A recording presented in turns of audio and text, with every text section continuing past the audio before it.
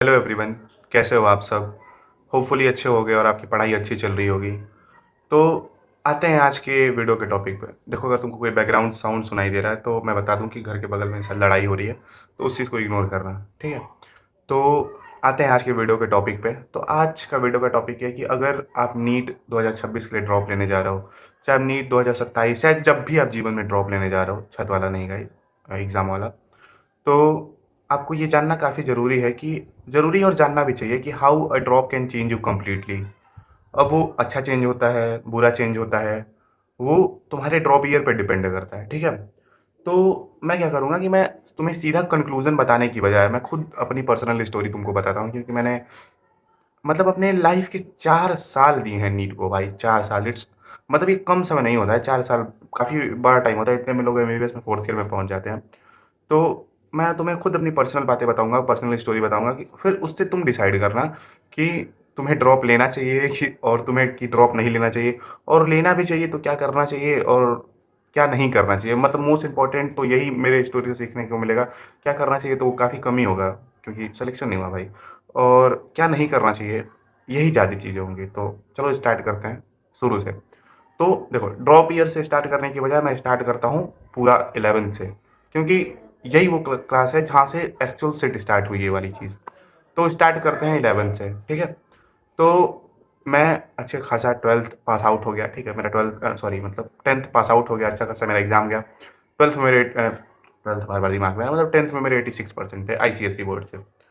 तो जब मैं 10th पास आउट हुआ, तो मेरे घर वाले बोले कि अब तू सीबीएसई में एडमिशन ले ले, क्योंकि सीबीएसई ज़्यादा बेटर होता है। लोगों को पता था, पर ये चीज़ मुझे नहीं पता था। तो क्योंकि जो मेरे सारे दोस्त थे उसी स्कूल में, सेम स्कूल में रहने वाले थे, तो मैं भी सोचा कि नहीं, मैं स्कूल अपना नहीं छोड़ना चाहता हूँ, मैं भी उन्हीं लोग के साथ रहूँगा। तो मैं भी उसी सेम स्कूल में रह गया, आईसीएसई बोर्ड वाले स्कूल में ही। और मुझे लगता है यही मेरे जीवन की सबसे बड़ी गलती थी, क्योंकि जब मैं भी यंग था और मेरा माइंड थोड़ा मैच्योर तो नहीं कहेंगे, एक होता है ना कि यंग माइंड होता है 11th 12th का पढ़ने वाला, जल्दी रिटेन कर लेता है। तो देखो, एज अ ड्रॉपर अभी मैं जितना तेज रिटेन करूंगा, उससे ज़्यादा तेज जो 11th वाला बच्चा होगा वो ज़्यादा तेज समझेगा। तो मुझे उसी चीज़ का खराब लगता है कि मैं अपना 11th 12th ऐसे स्कूल में बिताया जहाँ पे एनसीईआरटी पढ़ाई ही नहीं जाती थी। समझ रहे हो? वहाँ एनसीईआरटी को ऐसा देखा जाता था कि हमारे खुद के टीचर भाई, मैं हमारी खुद बायोलॉजी के टीचर और उसके टीचर कहते थे कि अरे एनसीईआरटी नहीं इंपॉर्टेंट है, एनसीईआरटी में कॉन्सेप्ट को अच्छे से नहीं समझाया होता है, एनसीईआरटी पढ़ने का कोई मतलब ही नहीं है, वैसे भी तुम लोग आईसीएसई बोर्ड के स्टूडेंट हो तो तुम लोग साइड बुक ही पढ़ो। ऐसा हमारे स्कूल में होता था। तो देखो, कितने सारे आईसीएसई स्कूल होते हैं जो मतलब अलग से बच्चों को मतलब कोचिंग, वो क्या नाम है, कॉम्पिटेटिव एग्जाम की तैयारी कराते हैं, बट हमारा स्कूल उनमें से बिल्कुल नहीं था। निहायती घटिया स्कूल था, मैं वीडियो में बोला हूँ, निहायती घटिया स्कूल, जहाँ पे बस फीस ज़्यादा ली जाती थी, पढ़ाई एक अक्षर नहीं होती थी। एक अक्षर जो कहते हैं ना, एक अक्षर पढ़ाई नहीं होती थी। होती भी होगी तो शायद मैंने नहीं पढ़ पाया होगा, ये भी हो सकता है। अगर मैं ही नहीं पढ़ पाया तो फिर मेरे सारे क्लास के बच्चे क्यों ड्रॉप ले रहे हैं, ये भी तो हो सकता है। तो देखो, वहाँ से हो गया कि, और देखो फिर क्या है, 11th तो हमने जैसे तैसे काट ली। 11th में तब अलग सर यूट्यूब पे पढ़ाते थे ना, कोई बैच वगैरह, तुम लोग बोलोगे तब तुमने बैच क्यों नहीं लिया, बैच तो ले लेना चाहिए था। तो मैं आपको बता दूं कि उस टाइम कोई भी मार्केट में बैच अवेलेबल नहीं था, और तब नीट का भी उतना क्रेज़ नहीं था। समझ रहे हो? जैसे अभी नीट का क्रेज़ है ना, कि बच्चा 10th में जाने से पहले ही 11th का सोचने लगता है, बैच लेने का सोचने लगता है, तब ऐसा कुछ नीट का क्रेज़ ही नहीं था। तब हम नीट के बारे में बस ये जानते थे कि हाँ, नीट एक एग्ज़ाम है, और जो मेडिकल एंट्रेंस के लिए देना होता है, और उसकी तैयारी करने के लिए हमें कहाँ जाना पड़ता है, कोटा जाना पड़ता है। दैट्स इट भाई। हमें नीट के लिए बस इतना ही पता था। वीडियो थोड़ी लंबी हो सकती है क्योंकि कहानी लंबी है। तो हमें बस इतना ही पता था कि उसके लिए कोटा जाना पड़ता है। तो फिर हम 12th में गए, 11th तो मैं अलग सर से पढ़ता था यूट्यूब पे फिजिक्स, और बाकी तो हमारे स्कूल के टीचर पढ़ाते थे। बायोलॉजी में कुछ नहीं पढ़ा 11th में, क्योंकि हमारे टीचर जी बहुत महान थे शायद। फिर 12th में आए हम, 12th में कोविड आ गया, लॉकडाउन लग गया। हमारा पूरा 12th लॉकडाउन में बीता है। जो भी हमने पढ़ाई की है, मतलब ऐसा नहीं कहेंगे एनसीईआरटी नहीं है तो हमने कुछ पढ़ा नहीं, पढ़ा भाई, मतलब आईसीएसई बोर्ड में पढ़ाई होती है। नीट रेलेवेंट नहीं होती है, पर फिर भी नॉलेज तो मिलती है ना, तो हमने जो भी पढ़ा वो जूम जूम पे पढ़ा। क्लासेस नहीं गए, कुछ नहीं गए। और हमारे जो मेन एग्जाम था 12th का, वो भी में हमारा एग्जाम ही नहीं हुआ। हम लोग ऐसे मतलब वो हैं, प्रमोटेड बच्चे हैं। तो मतलब यहाँ 11th 12th तक बताने का मेरा ये सीन है कि 11th 12th हम थे नील बटा सन्नाटा, नथिंग, वी आर जीरो। जो अभी 11th में बच्चा पढ़ने गया है और जब मैं वो 12th पास आउट हुआ, तो we are same, we are zero at NEET level, ठीक है? कुछ नहीं था, बस ऐसा देखा देखा टॉपिक था। और यही सबसे बड़ी गलती होती है जब बच्चा 11th 12th में आजकल के बच्चे क्या हो रहे हैं कि 11th-12th में ही नीट क्रैक कर ले रहे हैं, मतलब 12th पास आउट होते ही मतलब उन्हें इतना नॉलेज हो जा रहा है कि पूरा एग्ज़ाम निकाल दे रहा है और हमें तब क्या था, हमें कुछ नहीं आता था, ज़ीरो थे।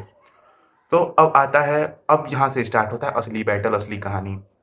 अब आता है फर्स्ट ड्रॉप हमारा। 12th पास आउट हो गए, लॉकडाउन का सीज़न है, कहीं ऑफ़लाइन कोचिंग क्लासेस कहीं नहीं चल रही हैं, पढ़ना है तो ऑनलाइन पढ़ना है और मैं अलग सर से पढ़ता भी था। तो तब आता है हमारा लाइव का सबसे पहला बैच और पीडब्ल्यू का भी सबसे पहला बैच। मतलब देखो पहला बैच तो अलग सर का था, एक ₹850 का लक्ष्य बैच था जिसमें बस फिज़िक्स पढ़ाते थे, तो वो हम 12th में खरीदे थे कि हाँ, अरे अलग सर का बैच है तो खरीदना तो पड़ेगा ही। तो वहाँ से हम पढ़े, तो लेकिन मेन प्रॉपर 1 ईयर जो बैच था इसका पीडब्ल्यू का, सबसे पहला बैच आया यकीन बैच। उस टाइम पे हमारा भी फर्स्ट ड्रॉप था, हमने बैच खरीदा। Confidence 100%, discipline 100%, dedication 100%, teacher one of the best teacher of India उसमें पढ़ाते थे। हम वहाँ पे किसी टीचर को नहीं जानते थे अलग सर को छोड़ के, ना ही तरुण सर को, ना ही एमडी सर को। तो मुझे अभी भी याद है कि मतलब फिजिक्स का डेमो लेक्चर आया, ठीक है? तो गेस हू उसमें कौन आए? उसमें आए हमारे एमआर सर। तो जब मैं उनकी वीडियो, मैं तो वीडियो नहीं देखा, मैं सच बता रहा हूँ, झूठ नहीं बोलूँगा, पर मुझे इतना खराब लगा यार, अलग सर नहीं पढ़ाने आ रहे हैं, अब तो हमारी फिजिक्स चली गई, अब फिजिक्स तो नहीं कोई पढ़ा पाएगा उनके ऐसा। मतलब एक माइंडसेट होता है ना कि जिस टीचर से तुम पढ़े रहो उनके अलावा तुम किसी को पसंद नहीं करते। मुझे 2-3 फ़ोन आ गए मेरे दोस्त के कि अरे यार हमारा फिजिक्स तो अब खराब हो जाएगा, फिजिक्स तो देख रहे हैं यूट्यूब से ही पढ़ना पड़ेगा। मैं भी बोला हाँ। तो फिर मैंने उनका एमआर सर का एक डेमो लेक्चर देखा। उन्होंने बेसिक मैथ का डेमो लेक्चर डाला था उस टाइम यकीन में। तो मतलब बेसिक मैथ भी था और थोड़ा उधर का मतलब आगे का भी वो घुमा फिरा के अपना वो टीचिंग स्टाइल दिखाए थे। जब मैंने वो लेक्चर देखा भाई, I fall in love with MR sir content. मतलब क्या भाई, मतलब जैसे अब तुम खुद सोचो, तुम आईसीएसई बोर्ड से पढ़े हुए हो, जहाँ पे टीचर बस तुमको डेरिवेशंस पढ़ाया हुआ है, तुम्हें कुछ नहीं पढ़ाया हुआ है और कोई तुम्हें इतना इतना मतलब इतना खतरनाक तुम्हें कोई पढ़ा दे, तो तुम तो भाई एकदम ऐसे हवा में उड़ने लगोगे ना। तो मैं सोचा वाओ भाई वाओ! ये क्या टीचर है। तो फिर वहाँ से हमारा स्टार्ट होता है बैच। एकदम परफेक्ट टाइमिंग, 8 बजे हमारा क्लास स्टार्ट हो जाता था। 2 या 3 बजे हमारी क्लास खत्म हो जाती थी। रोज़ डीपीपी मिलती थी। हमें एकदम डेली शेड्यूल से सुबह उठना, नहाना-धोना 7 बजे तक, 8 बजे पढ़ने बैठ जाना, सारे क्लास, मतलब मैंने लिटरली बता रहा हूँ, मैं 6 महीने तक मेरे ज़ीरो बैकलॉग थे, ज़ीरो बैकलॉग, इतने डेडिकेशन से मैं पढ़ाई करता था और वो भी 100% रिवीज़न के साथ, समझ रहा है? मेरे 100% रिवीज़न के साथ मेरा था कि 0% बैकलॉग, जितनी डीपीपी आती थी मैं पूरी डीपीपी टाइम पे करता था। मेरे शुरू के यकीन के टेस्ट में एकदम साढ़े 600 नंबर, 655 नंबर, 670 नंबर, ऐसे-ऐसे मार्क्स आते थे। मतलब ऐसा लगता था कि मतलब वो मार्क्स आते तो मुझे लगता था कि यार नीट कितना आसान है, मैं तो एक ही ईयर में निकाल लूँगा। और वो सही लगता था भाई, मैं लिटरली उस टाइम अगर मैं उस डेडिकेशन से पढ़ा होता, तो मेरा हो गया होता। तो फिर क्या हुआ कि उसके बाद हम ऐसा हुआ कि अरे यार! हाँ, सॉरी। तो उसके बाद आ गया, मतलब एंड मोमेंट आ गया, तो फिर ऐसा हो गया ना कि लोगों से बात करते-करते कि अरे यार! 1 साल में नीट किसका ही निकलता है। मैं सही बता रहा हूँ क्योंकि पहला साल था और पूरा लेक्चर करना, रिवीज़न करना बहुत हेक्टिक मेरे लिए हो गया था। क्योंकि मैं 11th-12th दोनों एक ही साल पढ़ना, उसको अच्छे से समझना, क्योंकि ऐसा होता है ड्रॉपर का क्या होता है कि वो कुछ तो समझे होते हैं बट हम कुछ नहीं समझे थे। हम सीख रहे थे उस चीज़ को। एकदम मतलब लिटरली सीख रहे थे उस चीज़ों को। तभी मेरे टेस्ट में इतने मार्क्स आ जाते थे। तो फिर एंड मोमेंट में ऐसा हो गया जाते-जाते कि अरे यार! 1 साल में किसका ही निकलता है, ड्रॉप तो लेना ही पड़ता है सबको, मतलब 1-2 ड्रॉप तो लेना ही पड़ता है। तो मैं भी यही सोच के चलो ठीक है 1 ड्रॉप लेना पड़ता है, तो मतलब एंड मोमेंट में पढ़ाई छोड़ दी, मतलब एकदम गिव अप कर दिया मैं फर्स्ट ड्रॉप में कि नहीं, चलो इस बार तो नहीं होगा, पर लेक्चर वगैरह कर लिए हैं तो चलो नेक्स्ट ईयर देखेंगे। तो उस साल मैं पेपर दिया और उस साल मेरे एग्ज़ाम में आए थे 289 मार्क्स, ठीक है? अब भाई पेपर देखने के बाद, ठीक है, मुझे इतना ख़राब लगा वहाँ सेंटर पे, मतलब जब मैं पेपर दिया पहले साल का मुझे याद है। लिटरली भाई पेपर दे के आने के बाद मैं घर पे रोया हूँ। सच में मैं रोया हूँ, लिटरली रोया हूँ। क्यों रोया हूँ कि मुझे उस टाइम 2021 का पेपर इतना सही लगा। मैं सोचा कि यार ये इतना सही पेपर है, मैं पढ़ लिया था तो मेरा इसी साल हो जाता। मतलब एक होता है ना, पता नहीं अंदर से एक दुःख हुआ यार, कि मतलब मैं मेहनत नहीं किया, पता नहीं क्यों? और जबकि मतलब सोचो उस टाइम मेरे 289 मार्क्स थे तो मैं रो दिया। मेरे पिछले साल 629 मार्क्स थे तो मुझे कुछ फ़र्क ही नहीं पड़ा। पता नहीं कैसा बन गया हूँ मैं, सोचो ड्रॉप ने मुझे ऐसा बना दिया है कि कुछ फ़र्क ही नहीं पड़ता है। कितनी भी गंदी से गंदे मार्क्स आ जाए, गंदे से गंदा वो हो जाए, तो एकदम फ़र्क ही नहीं पड़ा। तो वो ड्रॉप चलो ठीक है, जैसे-तैसे खत्म हो गया। तो फर्स्ट ड्रॉप में यही था कि पूरे लेक्चर कर लिए थे, मतलब कुछ चैप्टर के लेक्चर पढ़े थे, ठीक है? फिर आता है अब मेरा दूसरा ड्रॉप स्टार्ट होता है। दूसरे ड्रॉप में क्या था कि मैं एकदम हाई जोश में था। पहले में था कि कॉन्फिडेंस, डेडिकेशन 100% था। दूसरे में भी डेडिकेशन भी 100% था और नॉलेज भी 100% थी। ठीक, 100% नहीं कहेंगे तो 90% नॉलेज थी चीज़ों की, कि क्या सही होता है, कैसे पढ़ना होता है, क्या नहीं करना होता है, क्या करना होता है, कैसे टेस्ट देना होता है। पहले साल बता दूँ कि पहले ड्रॉप में मैंने 2 से 3 टेस्ट ही दिए थे शुरू के, उसके बाद मैं टेस्ट भी नहीं देता था, टेस्ट भी छोड़ दिया था। तो दूसरे ड्रॉप में क्या हुआ कि मेरा सब कुछ 100% था। मैं इस बार था कि इस बार तो निकाल ही देना है। इस बार कैसे भी करके निकाल देना है। मतलब ऐसा कुछ नहीं था कि एक ड्रॉप और लेना, कुछ नहीं सोचा था। ठीक है, तो उस ईयर क्या हुआ सेकंड ड्रॉप में कि मेरे क्लास के सारे जितने सारे दोस्त थे, पहले ड्रॉप में तो सारे ऑनलाइन पढ़ रहे थे क्योंकि कोविड था। और फिर उन्होंने क्या किया, दूसरे ड्रॉप में उन्हें शायद ऑनलाइन बेटर नहीं लगा, तो वो सारे दोस्त, मतलब मुझे याद है 4 से 5 मेरे दोस्त, जिसमें लड़कियाँ भी दोस्त थीं और लड़के भी, सारे कोटा चले गए। ठीक है? अगर वो मेरी वीडियो देख रहे हैं तो उन्हें पता है कि मैं उनके बारे में ही बात कर रहा हूँ। तो वो सारे कोटा चले गए, मैं बस घर अकेले रह गया क्योंकि मुझे नहीं जाना था कोटा। मुझे ऐसा लगा कि मैं ऑनलाइन में ही अच्छा बेटर परफ़ॉर्म कर सकता हूँ। मुझे पता नहीं, एक होता है मेंटालिटी बन जाती है कि मुझे कोई ऑफलाइन पढ़ाता तो मुझे नहीं समझ आता, क्योंकि मैं 11th से अलग सर के लेक्चर वगैरह देखता था। तो मुझे ऐसा लग गया नहीं, मैं ऑनलाइन में ही अच्छा कर सकता हूँ। तो जब वो शुरू में इतना जोश था मेरे पास, जब मैं एग्ज़ाम देके आया था, कि मैंने 20 दिन में पूरा सिलेबस एक बार पढ़ा है भाई। सोचो 20 दिन में पूरा सिलेबस, इतना। सुबह उठ जाता था 4 बजे, ठीक है? सुबह उठ जाता था 4 बजे, बायो के 4-4 चैप्टर पढ़ता था, ऑर्गेनिक पढ़ता था, इनऑर्गेनिक पढ़ता था, फिज़िक्स के 1 चैप्टर डेली पढ़ता था। मतलब सोचो 20 या 1 महीने में मुझे याद है कि मैंने 80% ऑफ सिलेबस कर दिया था, वो भी एकदम डेडिकेशन के साथ। इतना वो था कि नहीं, इस बार निकाल ही लेना है। एक ये भी था कि पेपर आसान आता है, मुझे पढ़ना है, और मतलब बहुत दुःख हुआ था कि इतना पढ़ लिया हूँ तब भी मेरा सिलेक्शन नहीं हुआ। और दूसरा चीज़ ये भी था कि मेरे सारे दोस्त कोटा गए थे, ठीक है? ये भी था कि अगर वो कोटा जाके एग्ज़ाम निकाल लिया और मैं घर बैठा रह गया, मेरा नहीं निकला, तो एक मतलब हेल्दी कॉम्पिटिशन भी था। ठीक है, अगर वहाँ जाके पढ़ रहे हैं तो मैं इतना मेहनत करूँ कि मेरा घर से ही हो जाए। तो अब उस ईयर क्या होता है कि मतलब मैं कोई बैच नहीं परचेज़ किया। मेरी सेकंड ड्रॉप की सबसे बड़ी मिस्टेक यही थी कि मैं कोई बैच नहीं परचेज़ किया और मैं किसी बैच को नहीं फ़ॉलो किया। परचेज़ करना मतलब मैं किसी बैच को फ़ॉलो नहीं किया। जैसे फर्स्ट ईयर में किया था कि डेडिकेटेड क्लास करना, डेडिकेटेड डीवीपी करना, डेडिकेटेड टेस्ट करना। तो सेकंड ईयर में यही हुआ, सेकंड ड्रॉप में ये हुआ कि मैंने कोई बैच नहीं फ़ॉलो करा अपने मन से।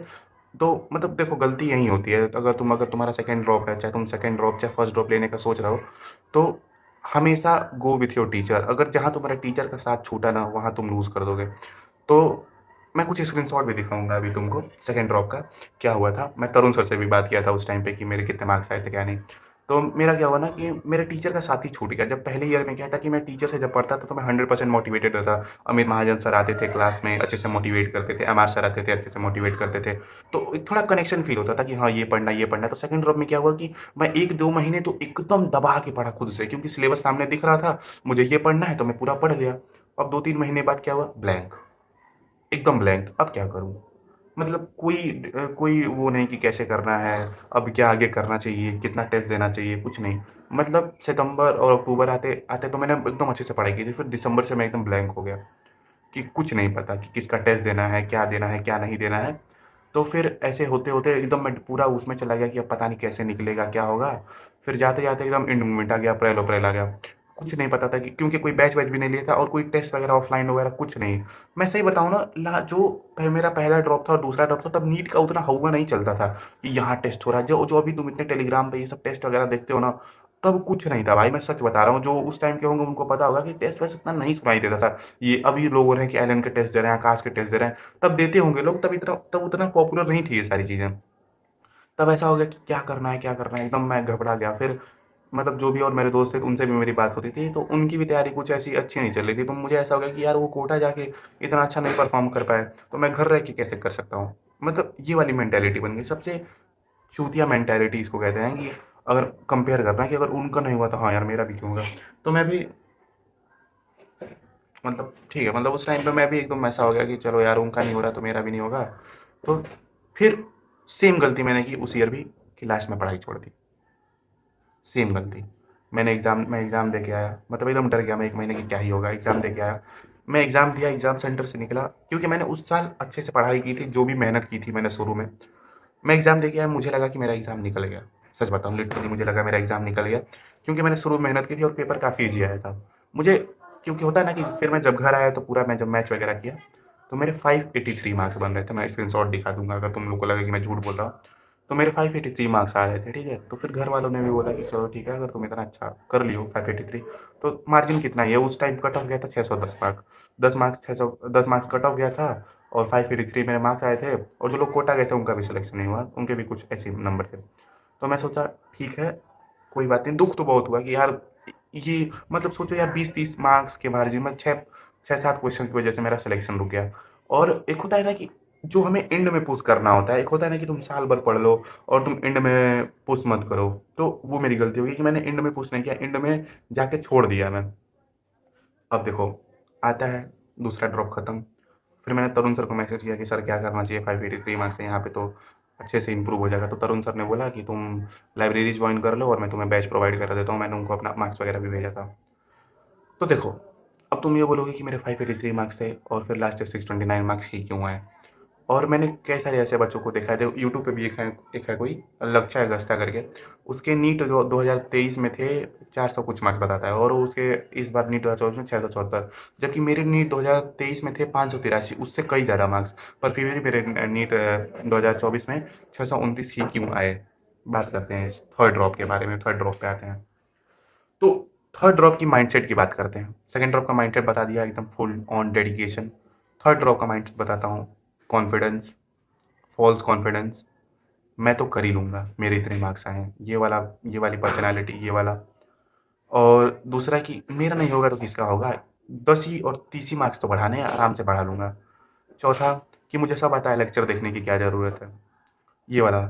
और चौथा है, कुछ और भी सारी डिस्ट्रैक्शन थी, मैं उसके बारे में अभी सिलेक्शन से पहले तो बात नहीं करना चाहता हूँ, क्योंकि समझ रहे हो ना, मैं थोड़ा हिंट दे देता हूँ। आग से नाता, आग से नाता गाना सुने हो ना, तो बस समझ जाओ अब। तो आग से नाता वाला जो डिस्ट्रैक्शन है, उसमें मेरे मतलब 5 से 6 महीने मेरे खा गए, वो वाली चीज़ 5 से 6 महीने मेरे खा गई। और मुझे लगा यार क्या है, थोड़ा ही तो पढ़ना है, 629 तो मैं आराम से मतलब 629 कह रहा हूँ, सिलेक्शन तो आराम से ले लूँगा, क्योंकि कट ऑफ 610 ही था, तो मैं सोचा आराम से मैं पुश कर लूँगा। शुरू में ये था कि मैंने उस ईयर थोड़ी भी पढ़ाई नहीं की, थोड़ी भी पढ़ाई नहीं की। ऐसा मतलब होता है ना कि इतना बड़ा मेरे सर से बोझ हटा था कि 583 आ गया था, तो एकदम नीट। उस साल मैंने थोड़ी पढ़ाई भी की थी, तो मैं ऐसा लगा कि एकदम हल्का फील हो रहा था। तो 2-3 महीने पढ़ाई ही नहीं मैंने स्टार्ट की। सितंबर या अगस्त से मैंने पढ़ाई स्टार्ट करी, तो धीरे-धीरे मैं पढ़ता गया, तो फिर अक्टूबर से ये वाला डिस्ट्रैक्शन स्टार्ट हो गया। और इस ये वाले डिस्ट्रैक्शन ने मेरा इतना समय खाया, मतलब मेंटली, इमोशनली काफ़ी ड्रेन हुआ मैं इस चीज़ में। तो ये चीज़ें ब्रेक हुई मार्च में, जब टाइम जा चुका था, ठीक है? जब टाइम एकदम जा चुका था, एकदम मतलब होता है ना कि अब पछताए का हो जब चिड़िया चुग गई खेत। तो तब आया अप्रैल, 1 महीना बचा था, और मेरी तैयारी थी पिछले साल ही जितनी। जितना मैं पिछले साल पढ़ा था, उतना इस साल भी पढ़ा था। तो जिस साल 629 थे। तो उस साल मैं सोचा, मैं तो एकदम बौखला गया कि भाई जो जो था वो भी चला गया और सिलेक्शन भी नहीं हुआ, तो फिर मेरा क्या होगा? मैं तो ना इधर ना घर कहूँगा, ना घाट कहूँगा। और घर वालों ने भी इतना वो मेरे ऊपर सो गया था, इतना ट्रस्ट हो गया था कि नहीं तुम तो कर ही लोगे, कर ही लोगे। एक होता है ना कि पीयर प्रेशर आ जाता है कि तुम्हें करना ही पड़ता है। और मैं तुम्हें एक चीज़ बताऊँ, जैसे जब मैं, एक होता है ना यार, जब सैचुरेशन पॉइंट आता जाता है ना, तो तुम्हारी तैयारी, जो तुम्हारा डेडिकेशन होता है एग्जाम के लिए, वो भी कम हो जाता है। मतलब जैसे मैं फर्स्ट ड्रॉप में जब पढ़ाई करता था, तो लोग मुझे देखने के लिए तरस जाते थे भाई। मैं लिटरली घर में इतना रह के पढ़ाई करता था कि मुझे जो धूप होता है ना, धूप धूप देखे हुए 15-15 दिन हो, 20-20 दिन हो जाता था। जब मैं ऐसे बाहर निकलता था ना, धूप मेरे स्किन पे पड़ती तो मेरा स्किन एकदम जलने लगता था। इतना मैं अंदर रह के पढ़ाई करता था पहले ड्रॉप में, इतना इतना वो लेवल का डेडिकेशन था। पहले दूसरे ड्रॉप में जब मैं बाहर चला जाता था ना घर के कभी, मतलब महीने 2 महीने में, तो लोग कहते थे, "अरे!" मतलब वो अपने भोजपुरी में कहते, "अरे! तुम यहीं रहला का? मतलब तुम यहीं थे क्या? कहीं गए थे क्या?" मतलब ऐसा लोग बोलते थे ना, शौक हो के कि अरे! ये कहाँ से दिख गया? मतलब पहले दूसरे ड्रॉप में तो ऐसा था। और तीसरे ड्रॉप में मैंने गलती की कि लाइब्रेरी जॉइन कर ली, फिर वहाँ पे दोस्त बने, और फिर ये वाली चीज़।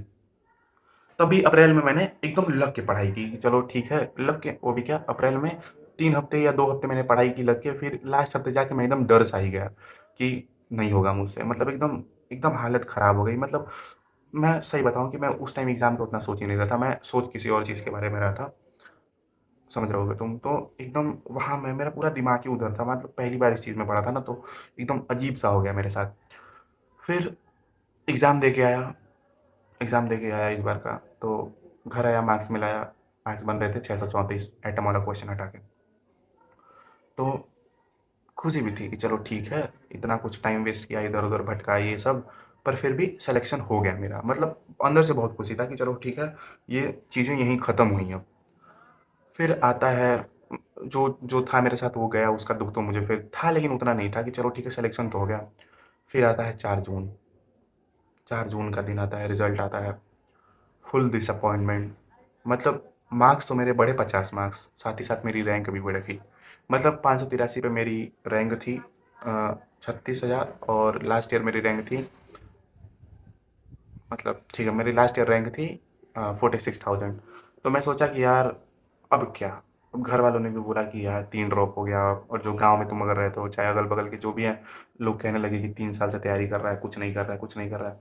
देखो, अगर तुम ड्रॉप लेते हो ना, तो मैं तो तुमसे यही कहूँगा कि पहले और दूसरे ड्रॉप में तुमको जितना, अगर तुम देखो 11th से तैयारी कर रहे हो, तो 1 ड्रॉप तुम्हारे लिए बहुत है। अगर तुम 11th से तैयारी नहीं कर रहे हो, जो कि अब वो कोई नहीं करता, तो ये चीज़ मुझे बताने का कोई मतलब नहीं है। अगर तुम 11th से ही तैयारी कर रहे हो, तो 2 ड्रॉप तुम्हारे लिए बहुत है 11th-12th के बाद, क्योंकि तभी तुम वो 100% अपना दे पाओगे। उसके बाद तुम दे ही नहीं सकते, वो तुम्हारा सैचुरेशन पॉइंट आ जाएगा। जैसे इसी ईयर का मैं बता देता हूँ, मेरे 629 मार्क्स से मैंने कुछ नया नहीं पढ़ा भाई, मैंने कुछ नया ही पढ़ा ही नहीं। मतलब वो मेरा मेंटल स्टेट ही नहीं है कि मैं बैठ के अब 12-12 घंटे पढ़ पाऊँ, सेम चीज़। होता है ना कि मैं क्या पढ़ूँगा? वैसा हो गया ना, देखो, जब तुम शुरू-शुरू में तैयारी करते हो, तब तुम्हारे पास ऐसा रहता है कि हाँ, मुझे ये पढ़ना है, ऐसे करना है, वैसे करना है। पर अब वो चीज़ें नहीं फ़ील होती मुझे, पता नहीं क्यों एक एक वो आ गया कि क्या ही करो अब एकदम। जब एक एग्ज़ाम को तुम 4 साल दोगे, तो ऐसा ही होता है तुम्हारे साथ। तो मैं तो यही कहूँगा कि अगर तुम नीट के लिए ड्रॉप ले रहे हो, तो तुम्हारे लिए 1 और 2 ड्रॉप बहुत है। और नीट में तुम कभी ये मान के मत चलो कि हाँ, इसमें अनलिमिटेड ड्रॉप है, तो हम अनलिमिटेड ड्रॉप ही लेते रहेंगे। फँस जाओगे भाई, बहुत बुरा फँसोगे, किसी तरफ के नहीं होगे जैसे मैं हूँ। ना ही बीएससी किया है, ना ही कोई ग्रेजुएशन है, बस 12th पास का टैग है मेरे पास, और एक फेलियर का टैग है। तो 2 ड्रॉप तुम्हारे लिए बहुत है, एकदम जी-जान लगा दो। मतलब तुम ऐसा सोचो ना कि अगर ये 2 ड्रॉप में मेरा नहीं हुआ, तो मैं कभी एग्ज़ाम ही नहीं दूँगा। एक जब तक तुम वो मार्जिन नहीं खींचोगे ना कि हाँ, मुझे इस इतने ड्रॉप तक ही कर लेना है, तब तक तुम्हारा एग्ज़ाम नहीं निकलने वाला है, कॉमन सी बात है। और मेरा ऐसा हुआ ना कि मेरे साथ देखो, मैं तो भगवान से मनाता हूँ कि काश मेरे दूसरे ड्रॉप में भी अ, 300-400 मार्क्स आए होते, तो मैं ज़्यादा पढ़ा होता। मैं लंबा, और मैं ही सोचता हूँ कि अगर इस ड्रॉप में भी मेरे 300 मार्क्स आए होते ना, तब भी मैं पढ़ता, तो मेरा इस बार हो जाता। मेरे जीवन की सबसे बड़ी गलती ये है कि ज़्यादा मार्क्स आ गए, और मैं मार्जिन से रह गया। तो जब किसी का मार्जिन से रहता है ना, तो वो उतनी मेहनत नहीं करता है। मैं खुद देखा हूँ भाई, इस बार नीट 2024 में कितने लोग का सिलेक्शन हुआ, 515 मार्क्स था, 705 मार्क्स आया, क्योंकि वो पढ़े, क्यों उनका मार्जिन उतना बड़ा था, तो वो मार्जिन के लिए बहुत पढ़े। मेरा 583 था, मैं 30 नंबर मान के पढ़ रहा था, तो 30 नंबर बढ़ा भी। तो यही होता है कि या तो मार्क्स आए तो एकदम ही कम आए, ताकि लड़का पूरा डेडिकेशन से पढ़े, या तो आए तो ऐसा सिलेक्शन हो जाए, ये मेरे जैसा मार्जिन वाला कभी ना रुके। जैसे मेरा जिस साल 289 था, और मैंने इतना लंबा जंप लिया था 583 का, तो वो एक लॉन्गेस्ट जंप था। मुझे ऐसा फील होता है कि मेरे लिए जो कोर टाइम था ना, मेरा बेस्ट ईयर था, जिस साल मैं सिलेक्शन ले सकता था, वो वही साल था 583 वाला। ना ही कोई डिस्ट्रैक्शन, ना ही कुछ, कॉन्फिडेंस 100%, नॉलेज भी अच्छी खासी थी नीट के एग्जाम के बारे में। अगर उसी साल में लास्ट ईयर, मतलब लास्ट महीने में गिव अप नहीं किया होता, तो आज मैं कॉलेज में बैठा होता। तो होपफुली भाई 25 मिनट की वीडियो बन गई। तो यही बात है भाई, अगर तुम्हें, मैं ठीक है, अगर तुम्हें ड्रॉप लेना है, तो यहाँ से सीख ही सकते हो कि तुम्हारे लिए क्या इंपॉर्टेंट है, ड्रॉप लेने से पहले हमें क्या करना चाहिए, क्या नहीं करना चाहिए। और ठीक है भाई, क्या ही कर सकते हैं। अब इस ईयर देखते हैं क्या होता है, होपफुली भगवान करे हो जाए। पढ़ना है बस, यही लास्ट 1 महीना है। 1 महीने पढ़ता हूँ, और हो सके इसके बाद मैं कोई वीडियो अपलोड ना करूँ, या करूँ भी टेस्ट के बारे में। बट पढ़ना इज़ मोर इम्पोर्टेंट। अगर देखो पता है क्या, और जो दूसरे का मत सोचो, अगर तुम यहाँ तक आ गए हो, तो भगवान ने अगर तुम्हें यहाँ तक लाया है, तो ऐसे तो लाया ही नहीं है कि तुम्हें खाली हाथ वापस भेज दें। अगर तुम्हारा, मैं ये भी एक चीज़ बोलता हूँ, खाली हाथ भेजने का मतलब ये नहीं होता कि तुम्हारा, अगर तुम्हारा नीट में सिलेक्शन नहीं हुआ, तो ये मत समझना कि भगवान ने तुम्हें खाली हाथ भेजा है। पढ़ी हुई चीज़ कहीं नहीं जाती है, ये तुम मत भूलो। तुम्हारी करी हुई मेहनत तुम्हारे पास घूम के ज़रूर आएगी। नीट नीट ही नहीं है तुम्हारी लाइफ में सब कुछ, ठीक है? नहीं होता है। मैं सही बता रहा हूँ, अगर तुमने मेहनत करी है, मतलब एक होती है ना सच्ची मेहनत, झूठी मेहनत नहीं, ठीक है? झूठी झूठी मेहनत नहीं, अगर तुमने सच्ची मेहनत करी है लिटरली, तो वो तुम्हारे पास घूम के आएगी, कभी ना कभी। अगर तुमने जो चीज़ दिया, क्योंकि मैं एग्ज़ाम्पल बताता हूँ। जब मेरे 629 थे इस बार, तो मैं गोरखपुर गया था, तो ऐसे मैं अपने फ्रेंड के रूम पे रह रहा था। तो वो ऐसे कोचिंग पढ़ाता है, तो मैं भी उसके साथ गया, तो कोचिंग में गया, तो ऐसे मैं भी एक लेक्चर पढ़ा दिया फिज़िक्स का। तो वहाँ के जो टीचर थे, मुझे 1 क्लास पढ़ाने के 1.5 घंटे का लेक्चर देने के लिए मुझे 18,000 रुपए दे रहे थे बस 1 क्लास का। अगर मैं 2 क्लास वहाँ पे पढ़ाता तो मुझे 30-35 हज़ार रुपए मिलता। तो सोचो भाई, मैं इस लायक हूँ कि अभी भी 50-60 हज़ार महीने कमा सकता हूँ इ इस इतने ही पढ़ाई से। और जब मैं वहाँ डेमो लेक्चर दिया, तो अभी 11th-12th के बच्चे थे, तो बोले वाओ! मज़ा ही आ गया। तो वही कहते हैं, अगर तुमने मेहनत करी है तो वो चीज़ें कहीं नहीं जाएँगी। अगर तुमने ये भी 11th-12th भी बहुत अच्छे से पढ़ा है और तुम्हारा सिलेक्शन नहीं भी होता है, तो तुम लाइफ़ में बहुत अच्छा करोगे। तुम्हारे सामने ही बहुत सारे एग्ज़ाम्पल हैं। यूट्यूब पे तुम देखोगे, एक केवी एजुकेशन करके हैं, उनका भी सिलेक्शन नहीं हुआ, लेकिन आज भाई लाखों में कमा रहे हैं वो। तो तुम्हारी करी हुई मेहनत कहीं नहीं जाएगी। बस ये वीडियो बनाने का पर्पज़ यही था कि अगर तुम नीट 2026-27 के लिए ड्रॉप लेना चाहते हो, तो टाइम को लिमिटेड रखो। 1 ड्रॉप या दो 2 ड्रॉप मान के ही चलो कि तुम्हें इसी के बीच में सिलेक्शन लेना है, क्योंकि वही वो साल होगा जो तुम अपना 100% परफ़ॉर्म कर पाओगे। Thank you very much for listening. अगर तुम यहाँ तक देखे हो 28 मिनट तक, तो थैंक यू वेरी मच। और ये मत सोचा करो भैया कि मैं बहुत दुखी हूँ, कुछ नहीं है, चिल हूँ मैं, चिल। लाइफ में कितना ही दुख हो, बकचोदी नहीं रुकनी चाहिए। पढ़ते रहो भाई, थैंक यू वेरी मच। और सब्सक्राइब कर दो अगर करना है तो। Thank you, thank you.